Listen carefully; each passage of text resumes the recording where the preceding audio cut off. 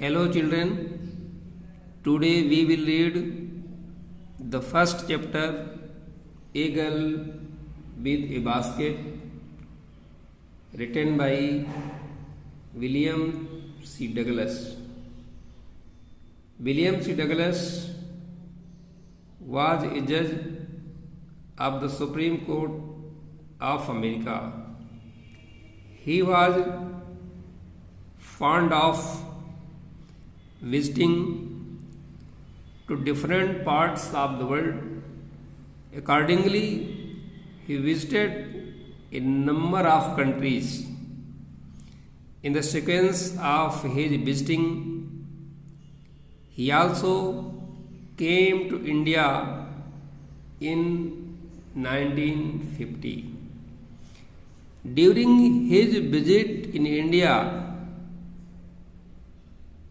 he traveled from New Delhi to Ranikhet by train and thereafter by car.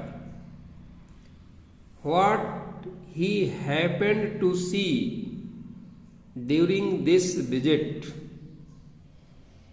he has very minutely described those events, pictures of rural and great India. He shared some of his remarkable experiences of this journey. He was overjoyed seeing the self-respect and pride of Indian people whom he shared with his admiration and love to the then Prime Minister of India. Children, as I told you that the writer was going to Ranikhet. On the way, he saw rivers flooded with water, fields, jungles, villages, and met different kind of people on the platforms. He also met a group of children who were refugee children, came from Pakistan with their parents after the partition between India and Pakistan due to the fear of religious fanaticism. In that group, there was a girl of 9 who was selling baskets and fans on the platform. The writer deposited some money in her basket as donation because he could not buy her basket because of some reason, but the girl did not accept his donation, and with all the pride and honor of lady, she handed the money over back to him. With this event, the writer was much impressed and told this story to Pandit Jawaharlal Nehru, telling him the reason why he loved the people of India. He told him that the people of India had a passion for independence, and that girl who gave him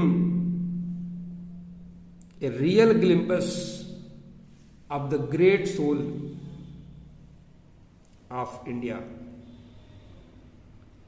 Children, now we will read the text. So I read it, you will also read it with me, line by line, and try to know the meaning of it so that you can be able to explain when the text will be asked to be explained by you in the examination. So it is very mandatory to read the text word by word, line by line, understanding it very clearly. So I read it. I had left New Delhi for the Himalayas.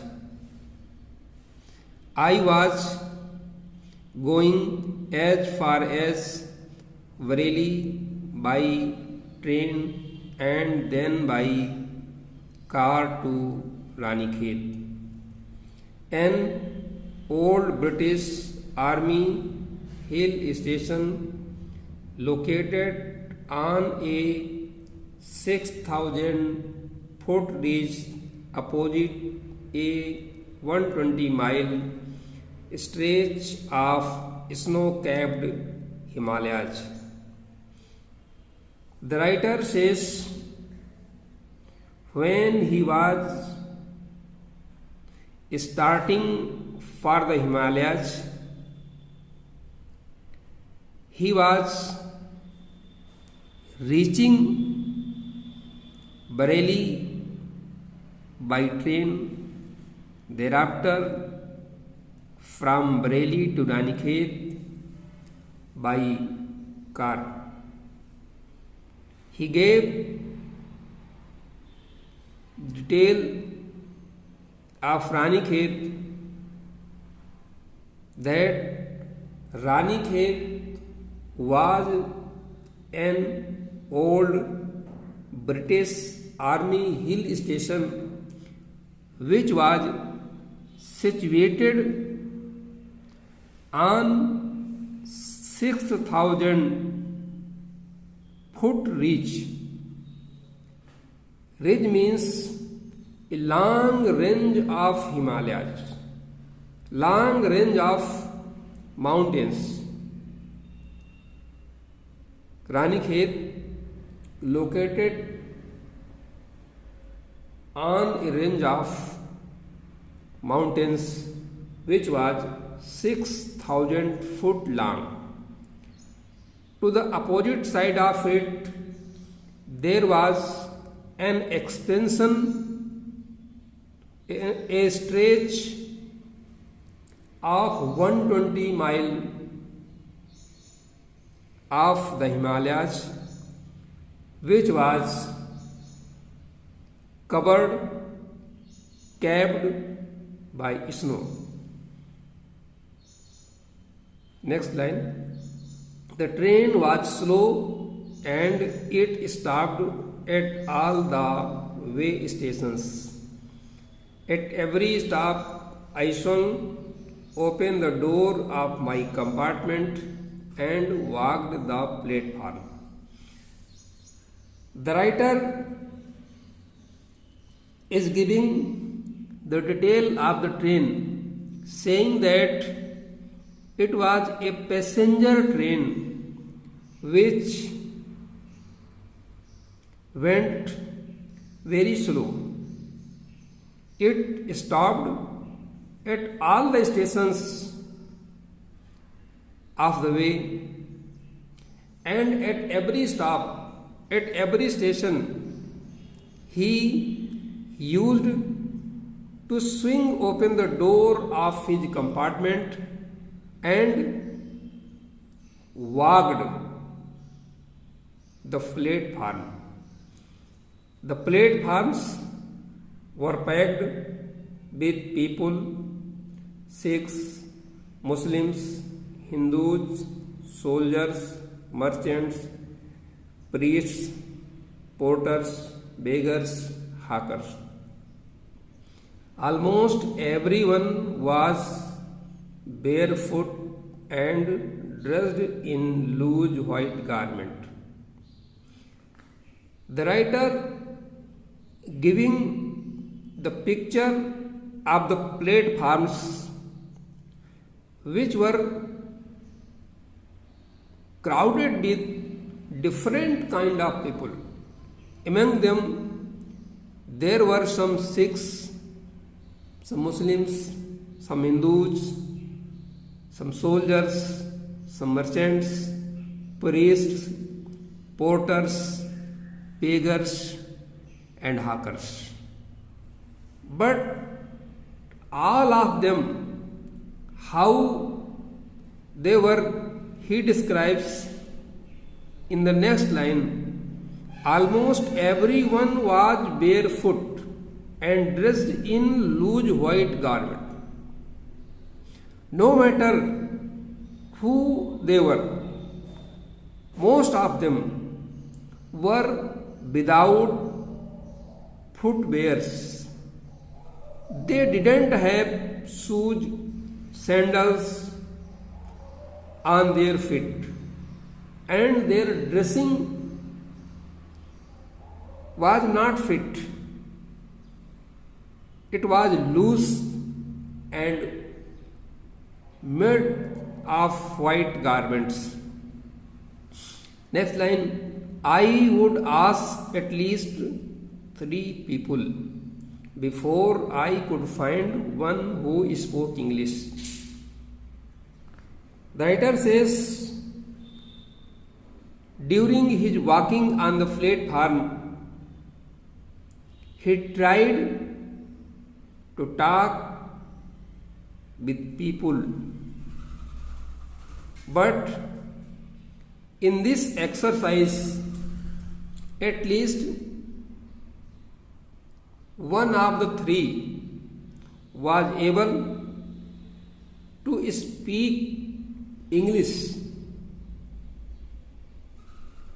and in the next line, we would talk world affair and every major topic